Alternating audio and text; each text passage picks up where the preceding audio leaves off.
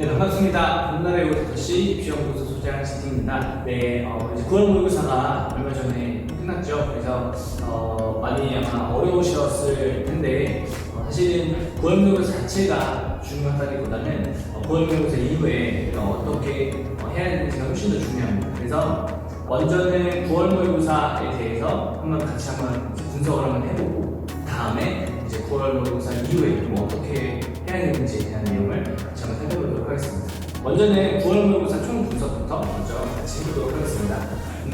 여기 보시면 이게 등급 컷인데요.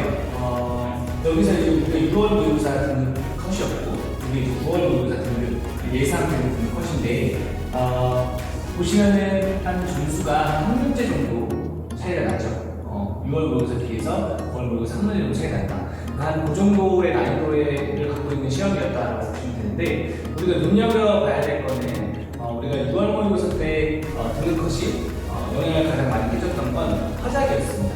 화작에서 학생들이 많이 어려움을 겪어서 여기에는 등급에서 좀 많은 영향을 끼쳤는데요. 사실 이번 시험 같은 경우는 문항이나 경상에서 어려움도 좀 있었지만 문법에서 학생들이 어려움을 많이 겪었었던 시험이었다고 생각하시면 될 것 같습니다. 여기 보시면 6월 모의고사 이제 오답률 지난주에 2평 분석 때도 말씀드렸는데 여기 보시면 1번부터 10번까지 그게 화학 자기론인데요. 1번부터 10번까지 화작의 오답률이 어떻죠? 두 자릿수죠. 다 두 자릿수입니다. 그러니까 그 말은 사실은 화작에서 원래 두 자릿수의 오답률이 나오면 안 된다. 그러니까 오답률 자체가 원래는 되게 한 자릿수로 섞여 있었어야 되는데 6월 모의고사 같은 경우에는 이렇게 두 자릿수다. 이렇게 다 있는 걸로 봐서는 정말로 화작이 많이 어렵구나 그런 생각을 하시면 되겠습니다. 그런데 이번 9월 모의고사를 보시면 이렇게 보세요. 화작에서 이렇게 한 자릿수가 보이죠. 그러니까 화작은 그렇게 어렵지 않다. 이 화작 틀린 친구들은 진짜 연습 많이 하시죠. 아시겠죠? 그런데 여기서 또 눈여겨봐야 될 건 문법이라고 했죠. 여기 보시면 14번 우리가 오답률을 보시면 70%입니다. 우리가 70%에 대한 학생, 70%나 되는 학생들이 이걸 틀렸다는 뜻인데요. 정답이 30%였는데 1번을 찍은 학생들은 31%, 그 다음에 4번을 찍은 학생들이 22%였습니다. 사실은 이 시험 자체가, 이 14번 문제 자체가 좀 어려웠었죠. 네, 그래서 이 문제 같은 경우는 되게 많이 힘들었을 거예요. 그런데 사실은 이 문제를 풀 때 최상위권 같은 친구들은 사실은 별로 타격이 없었을 거예요. 왜냐면 다 맞았을 테니까. 거꾸로 최하위권 친구들도 별 타격이 없었겠죠. 공부를 안 했으니까 틀리든 말겠죠. 근데 이제 중위권, 중상위권 친구들한테는 이 14번에 되게 의미가 있습니다. 무슨 말이냐면 나는 나름대로 개념 공부도 했고 문제도 풀었는데 14번은 틀렸다. 나는 그냥 풀다가 헷갈려서 1번, 2번 고민하다가 답을 찍었어 라고 생각하시면 수능날도 틀리게 됩니다. 그래서 잘 들으시면 돼요. 그러니까 이번 14번에 관련된 이야기들은 여러분들 문법 공부를 더 철저하게 해야 된다. 6월, 9월 때도 마찬가지로 수능 때도 문법이 어렵게 출제될 것이다 라고 생각하시면 되겠습니다. 예전에는 보기만 갖고도 문법 문제를 추론해서 풀 수가 있었어요. 하지만 지금 이제 나오는 패턴들은 기존에 갖고 있던 지식들을 결합해서 문제를 풀셔야 됩니다. 즉 기존에 있던 지식이 탄탄하게 여러분들 안에 가지고 있어야 문법 문제를 풀리지 않게 된다는 말이에요. 그러니까 어정쩡하게 개념을 알고 어정쩡하게 공부했던 친구들은 이번 문법이 많이 어려웠을 겁니다. 아시겠죠? 그래서 남은 시간 동안에는 우리 문법 공부를 정말 좀 빡세게 해주셔야 됩니다. 물론 문학이나 비문학도 공부를 열심히 해주셔야 되겠지만 문법 공부를 좀 더 확실하게 해주셔야 된다 라는 말씀을 드리겠습니다. 네, 두 번째는 수학입니다. 마찬가지로 국어와 비교해서 한 문제 정도 92점을 예상되는 기관도 있는데 어쨌든 한 문제 정도 차이가 많은 시험이었습니다.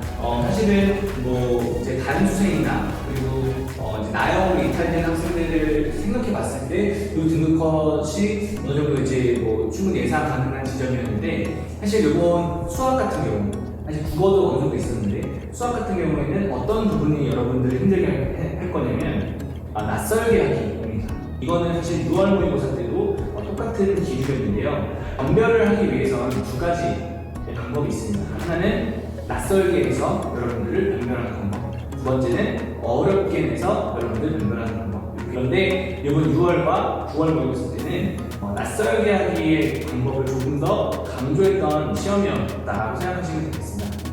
예를 들면 가형 친구들 21번 같은 문제는 뭐가 나오죠? 기하 벡터가 나왔죠. 그런데 원래는 유적 수가 했던 21번이었는데 기하 벡터가 나왔고, 나형 친구들 같은 경우에는 29번에 원래는 수가 나와야 되는데 확률 같은 거죠. 이런 부분. 그래서 이런 우리가 예상했던 지점들에서 예상했던 문제들이 나오지 않는 이런 부분들이 낯설게 낯설게 하는 상황 속에서 여러분들이 얼마나 빨리 적응하냐, 그걸 테스트하고 싶었던 겁니다. 또 하나는 15분부터 20번까지 어떤 난이도가 거의 비슷한 시험이었습니다. 그러니까 여러분들이 실제로 시험을 이제 풀어나가는 과정 속에서는 되게 힘들었을 수 있어요. 그러면 이제 앞으로 그런 남은 시점에서 어떻게 대비를 해야 되냐. 여러분들이 이제 문제 같은 걸 풀 때 특히나 이제 뭐 예를 들면 19번 같은 나형 19번 같은 문제는 이걸 적분으로 바꾸는 문제였는데 이 부분 같은 경우에는 여러분들 혼자서 생각을 많이 해보지 않은 학생들 같은 경우에는 이 부분에 대해서 되게 낯설었을 거예요. 물론 최상위권 친구들은 맞췄겠지만 쉽게 이게 어정쩡하게 공부했던 상위권 친구들 같은 경우에는 그게 처음 개념을 배울 때만 나오고 시중에서는 그런 문제를 많이 다뤄보기 힘듭니다. 그 말은 처음에 배웠을 때 말고 9평 때 처음 만나는 거죠. 처음에 개념을 배웠을 때 이후에는 거의 생각을 해보지 않았습니다. 그러니까 이거 풀 수 있는 것 같은데 하다가 결국은 손도 못 대고 손을 어떻게 해야 되지? 고민을 많이 하게 되는 거죠. 그런데 이 문제는 제대로만 개념 훈련이 되었던 친구들 같은 경우는 세 줄이면 풀렸다는 문제입니다. 그러니까 평소에 이제 여러분들이 평가원 시험을 마지막 시험이었잖아요. 수능 때까지는 이제 2달 남은 시점인데 그때 여러분들이 이제 앞으로 어떻게 하셔야 되냐면 그냥 손에 가서 문제를 푸는 훈련을 하시면 안 됩니다. 생각을 하시면서 문제를 푸셔야 돼요. 그냥 문제를 막 단순히 문제를 소위 말하는 양치기, 소위 말해서 문제를 막 그냥 손부터 가서 문제를 푸는 어떤 그런 훈련들 있잖아요. 그런 걸 지향하셔야 됩니다. 한 문제를 풀더라도 정말 쉬운 문제를 하더라도 그거의 개념들을 계속 생각하시면서 푸셔야 돼요. 손부터 먼저 나가시는 게 아니라 생각을 먼저 하신 다음에 한 문제 한 문제 풀어나간다. 개념들에 관한 생각들을 계속 해주시면서 남은 시간 동안 수업들을 하셔야 돼요. 되게 귀찮은 작업이겠지만 이 작업을 하셔야만 수능날 당황하지 않아요. 이번 9월 모의고사처럼 당황하지 않으시려면 그 연습들을 많이 해주셔야 된다라는 거를 아시겠죠? 나영도 동일했습니다. 나영도 수학과 비슷했다라고 보시면 되겠습니다. 영어와 관련돼서는 6월 모의고사 때는 7.7% 정도 1등급의 비율이 나왔었는데 이번에는 약 한 10% 예상되는데 제 생각에 한 6% 내외가 되지 않을까 싶습니다. 물론 수능보다 조금 쉬웠던 수능이 영어였지만 만만치 않았다. 그래서 사실은 이 남은 시점에서는 EBS에 관련된 이야기들을 여러분들이 많이 챙기셨으면 좋겠어요. 내신처럼 공부하라라는 뜻보다는 EBS를 중심으로 여러분들이 갖고 있던 스킬들이나 어떤 실력들 이런 것들을 좀 배양하시고 또 하나는 모의고사를 이제 좀 해주셔야 됩니다. 사실은 많은 학생들이 영어에 관해서 많이 신경을 못 쓰고 공부를 하시고 계실 거예요. 근데 이제 영어가 실제로는 수능 때 원서를 쓸 때 1등급이냐 2등급이냐 3등급이냐 이거에 따라서 되게 원서가 달라지기 때문에 여러분들께서 영어를 마지막까지 놓아주시면 안 됩니다. 그래서 지금부터는 앞으로는 영어 공부도 좀 시간을 들이셔서 모의고사를 최소한 일주일에 한 번 내지 일주일에 2번 이상은 꼭 푸셔야겠다라고 생각하시면 되겠습니다. 네, 그래서 총평을 드리면 익숙하진 않았지만 이 정도쯤입니다.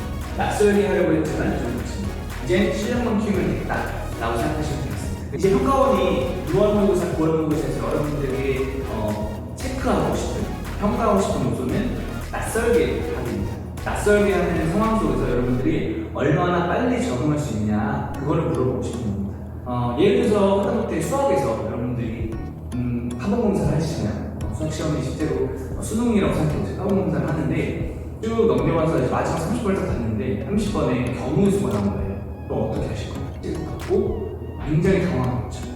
이거 가지 큰일 났다. 경우에서 30번의 경우를 쓰면 다른 데는 얼마나 어려울까? 이런 생각들. 그러니까 이런 부분들을 당황하시지 않으시려면 항상 제가 말씀드리는 건 당황하시지 않으시려면 먼저 그 상황을 생각해 보시는 거예요. 그걸 표현으로는 이미지 트레이닝이라고 하죠. 이미지 트레이닝을 다양한 상황들을 다양한 환경들을 여러분들이 생각해 보시고 고민해 보시고 그거를 대비도 하셔야 됩니다. 평소 공부하시고. 아시겠죠? 이제 어려운 시험이라기보단 낯선 상황에서 얼마나 빨리 적응하니 그걸 물어보고 싶은 시험이었다라고 생각하시면 되겠습니다. 그래서 남은 2달 동안에는 그런 훈련을 하려면 사실은 모의고사 훈련이 중요합니다. 그래서 모의고사 훈련을 통해서 여러분들이 그런 능력들을 배양할 수 있으니까요. 잠시 때 모의고사 훈련도 좀 빡세게 하셔서 좋은 결과가 되길 바라겠습니다. 이것으로 우리 9월 모의고사 분석을 마치도록 하겠습니다. 감사합니다.